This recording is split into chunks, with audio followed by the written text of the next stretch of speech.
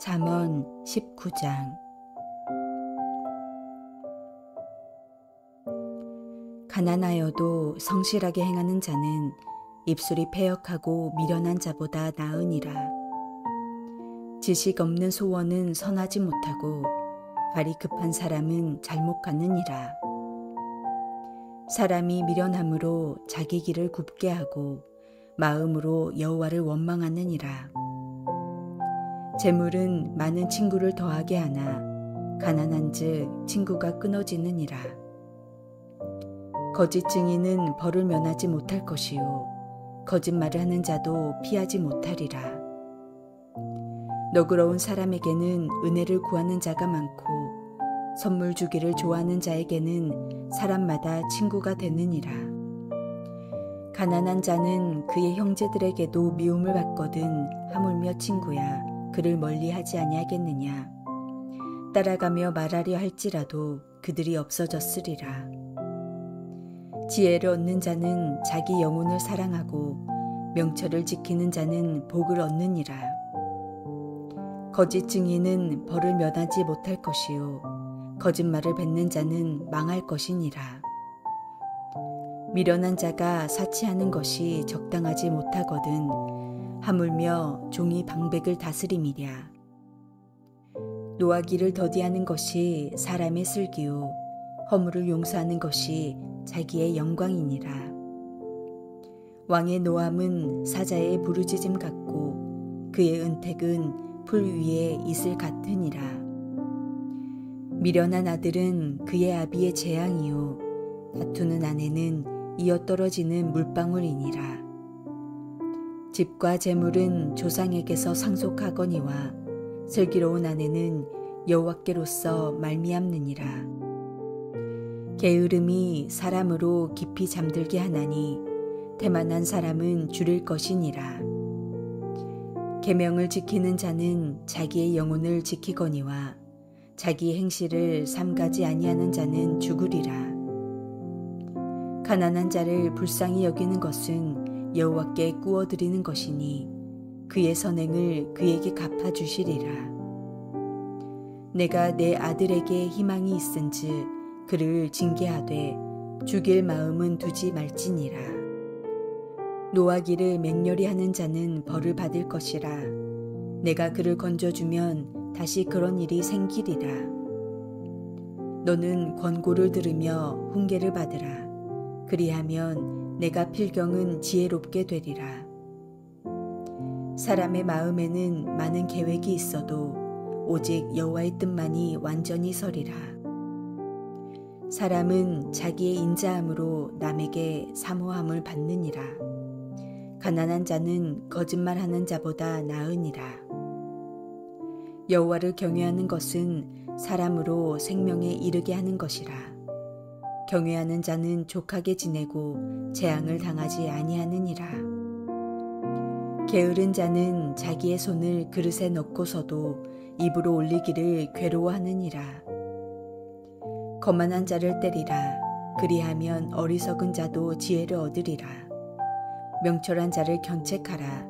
그리하면 그가 지식을 얻으리라. 아비를 구박하고 어미를 쫓아내는 자는 부끄러움을 끼치며 능욕을 부르는 자식이니라. 내 아들아, 지식의 말씀에서 떠나게 하는 교훈을 듣지 말지니라. 망령된 증인은 정의를 업신여기고 악인의 입은 죄악을 삼키느니라. 심판은 거만한 자를 위하여 예비된 것이요 채찍은 어리석은 자의 등을 위하여 예비된 것이니라. 잠언서가 강조하는 중요한 원리는 신앙이란 단지 마음의 영역에만 머무는 것이 아니라 실제 우리의 일상에서 구체적으로 드러나야 한다는 것입니다. 신앙은 그 자체로 보이지 않는 영역이지만 삶에서 그 모습을 드러내기 때문에 확인이 가능한 것이라고 할 수 있습니다. 오늘의 본문은 하나님을 경외하는 신앙, 즉 참치에는 어떻게 우리의 삶에 드러나는지를 여러 가지로 묘사하고 있습니다. 여호와를 경외하는 것이 어떻게 실생활에 드러날 수 있습니까?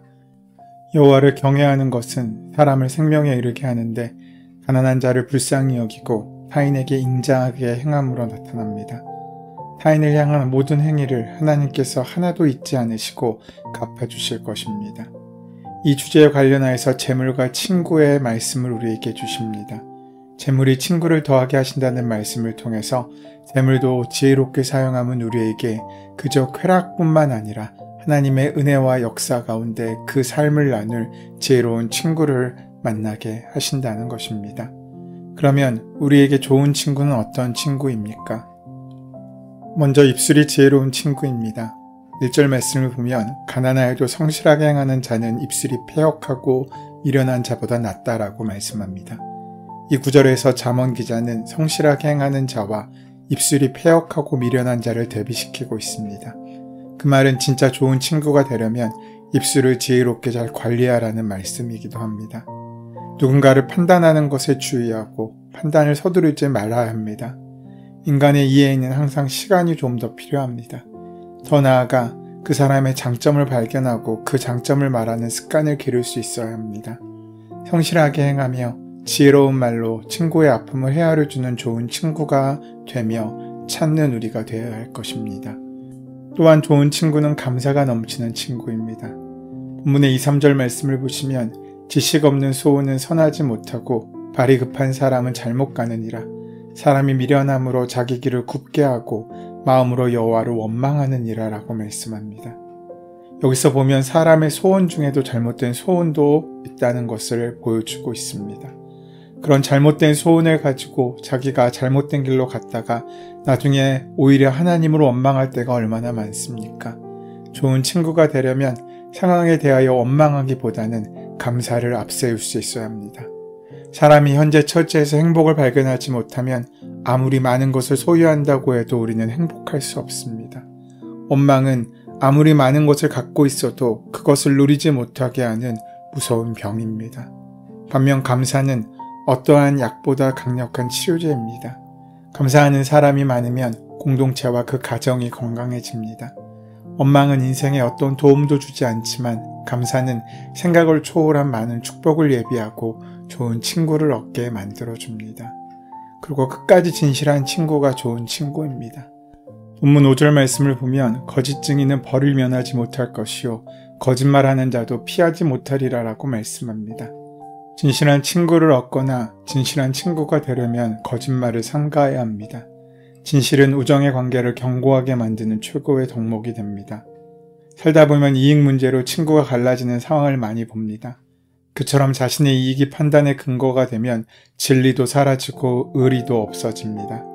손해가 예상되어도 진리와 의리를 지키고 끝까지 진실한 직구로 설 수 있는 그 마음을 붙잡아야 합니다. 그리고 주기를 좋아하는 친구가 좋은 친구입니다. 본문 6절 말씀을 보시면 너그러운 사람에게는 은혜를 구하는 자가 많고 선물 주기를 좋아하는 자에게는 사람마다 친구가 되느니라 라고 말씀합니다. 좋은 친구를 원하면 열심히 나눠주는 훈련을 하라는 말씀입니다. 친구는 주기만 해도 안 되고 받기만 해도 안 됩니다. 서로 주고받을 줄 알아야 최소한 친구가 됩니다. 그러나 친구 중에서도 진짜 좋은 친구가 되려면 줄 때는 최대한으로 주려고 하고 받을 때는 최소한으로 받으려고 할 수 있어야 합니다. 오늘 본문 4절 말씀을 보시면 재물은 많은 친구를 더하게 하나 가난한 즉 친구가 끊어진다라고 말씀합니다. 얼마나 그런 현실을 많이 봅니까? 7절 말씀에 가난한 자는 그의 형제들에게도 미움을 받거든 하물며 친구야 그를 멀리하지 아니하겠느냐 따라가며 말하려 할지라도 그들이 없어졌으리라 라고 말씀합니다. 가난하면 친구 얻기가 하늘의 별 따기 같다는 말씀입니다. 하지만 여기서 오해하지 말아야 할 것은 이것은 단순하게 우리의 물질의 이야기가 아닙니다. 하나님께 받은 축복이 많은 사람, 그 사람이 가난하지 않은 사람이고 하나님께서 허락하신 귀한 은혜의 열매가 많은 사람만이 가난하지 않은 친구를 얻을 수 있는 사람이 될 수 있다는 것입니다. 그래서 우리가 주고받는 것은 재물 이상의 것이어야 합니다. 그저 내가 가진 재물이나 성취 때문에 사람들이 내 주변에 모이는 것은 아닌지 또 나도 그런 것 때문에 누군가를 가까이 사귀고 있는 것은 아닌지 우리는 우리 자신을 돌아볼 수 있어야 합니다. 선물을 주기 좋아하는 자에게는 친구가 많은 것은 당연한 일입니다. 친구들은 가난한 자를 떠나게 되어 있습니다. 그러나 성도가 친구 관계를 맺는 방식은 재물이나 소유가 아니라 인자함이어야 합니다. 그러니 거짓말과 잘못된 방식으로 재물을 얻어서 친구를 많이 가지는 것보다 차라리 가난한 것이 더 낫습니다. 한 본문 안에서 자칫 다른 견해를 말하는 것 같을 수도 있지만 서로 결합하여 균형 있게 살펴야 하는 것입니다. 물질 주는 것도 중요하지만 그의 인격을 알아주고 그에게 물질적인 것만 전하는 것이 아니라 영적인 은혜도 나눌 수 있는 그 삶도 중요한 것입니다. 하나님께서 왜 재물을 주셨겠습니까? 간단히 말하면 잘 쓰라고 주신 것입니다.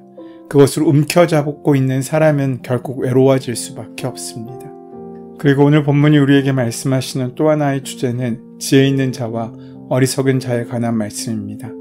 어리석은 자의 특징은 열심은 있지만 지혜의 바탕이 없어서 언제나 행동이 앞서는 것입니다. 지식 없는 소원은 지식 없는 열정을 의미합니다. 열심히 달려가지만 우리가 그 방향을 잘못 알고 있다면 우리는 열심히 살면 살수록 오히려 목적지에서 멀어지는 인생의 어리석음을 경험할 수밖에 없습니다. 우리의 말과 삶도 마찬가지입니다. 지금까지 잠언 기자가 우리에게 말씀해주고 있는 것은 우리와 행동과 우리의 언어는 우리의 마음으로부터 나온다는 것입니다. 그러나 마음은 우리의 영혼과 관계가 있고 우리의 영혼은 하나님의 영과 교제를 온전히 나눌 때 건강하다는 것을 말씀하고 있습니다. 여기서 우리는 지혜와 마음의 관계를 살펴볼 필요가 있습니다. 한 가지 분명한 것은 두 관계는 매우 밀접하다는 것입니다. 오늘 8절 말씀에 지혜를 얻는 자는 자기 영혼을 사랑하고 명철을 지키는 자는 복을 얻는다라고 말씀하고 있는데 여기서 쓰여진 지혜란 단어는 사실 우리가 마음으로 많이 번역하는 레브라는 말이 사용됩니다. 많은 경우 마음이라고 번역되는 레브가 지혜로 번역되는 경우가 간혹 있습니다. 그렇다면 왜 같은 의미로 지혜와 마음이 쓰여있는 것이겠습니까? 그것은 지혜의 근원이신 여호와를 경외하는 인간의 의지와 감정이 마음에서 나오기 때문입니다. 그러므로 지혜, 곧 마음을 얻는 자는 하나님과의 영적 교제를 나누는 자신의 영혼을 사랑하는 것이라고 잠언 기자는 우리에게 말하고 있는 것입니다. 그렇다면 어리석은 사람은 어떤 사람입니까? 그것은 두말할 것도 없이 영혼이 가져야 할 지식, 즉 하나님에 대한 지식이 없는 채 살아가고자 하는 사람의 마음의 소원입니다. 하나님과의 교제가 없다면 그는 당연히 어리석은 사람일 텐데 이처럼 하나님에 대한 지식이 없는 사람이 의도하고 소원하는 것은 어리석은 것이라고 잠언 기자는 말하고 있습니다. 하나님과의 바른 영적 교제가 없는 그 모든 일도 그것이 설령 교회에 관한 일이라고 할지라도 하나님의 마음을 온전히 알지 못하고 하는 그 모든 사역은 다 공허한 것에 불과합니다. 그것이 교회의 일이건 어떠한 하나님의 영적인 일이건 상관없습니다. 하나님을 알아가고 하나님의 지혜를 구하는 것보다 앞서는 일은 무엇도 없습니다. 그러므로 우리가 관심을 가져야 할 최고의 영역은 우리가 어떤 일을 하는지가 아니라 우리가 하나님과 어떤 관계를 맺고 있는지입니다. 영적인 만남이 우리에게 더 중요한 일입니다. 그것이 하나님을 아는 지식에 이르는 일입니다. 분명히 주의 일을 하지만 전혀 하나님과 상관없는 일을 할 수도 있기 때문입니다. 하나님께서는 일이 아니라 우리와의 바른 관계를 원하고 계신 것이기 때문입니다. 그래서 주님은 우리에게 이렇게 말씀하십니다. 그날에 많은 사람이 나더러 이르되 주여 주여 우리가 주의 이름으로 선지자 노릇하며 주의 이름으로 귀신을 쫓아내며 주의 이름으로 많은 권능을 행하지 아니었나이까. 여기에 대한 주님의 대답은 내가 너를 도무지 알지 못한다는 것이었습니다. 우리는 일로 하나님과 올바른 관계와 하나님의 귀한 사명을 감당할 수 없습니다. 먼저 그 마음이 하나님께 온전히 드려지고 하나님께서 원하시는 그곳에 갈 수 있는 영적인 방향이 확립되고 난 자가 지혜로운 결과, 지혜로운 말과 지혜로운 삶을 살 수 있는 것이기 때문입니다. 오늘 그러한 지혜로운 삶을 살아가는 저 여러분 되시기를 소원하고 축원합니다. 우리의 발걸음 한 걸음 한 걸음들이 그렇게 하나님께서 원하시는 귀한 발걸음이 되어 천국에 이르고 귀한 은혜의 지경을 만들어가는 귀한 삶의 열매로 남을 수 있게 되기를 소원하고 축원합니다. 은혜의 주님, 우리의 신앙이 지식으로만 그치지 않게 하시고 우리의 삶 가운데 사랑과 지혜로 드러날 수 있도록 인도하여 주시옵소서. 말로만 하는 외식적인 사랑이 아니라 하나님의 은혜를 경험하고 그 은혜로 살아가는 용기와 결단을 허락하여 주시옵소서. 예수님의 이름으로 기도드립니다. 아멘. 이제 오늘 우리에게 허락하신 말씀이 나에게 주시는 말씀으로 들려지기 위하여 오늘 본문의 말씀을 묵상하시고 기도하시는 시간 가지도록 하겠습니다. 함께 기도합니다.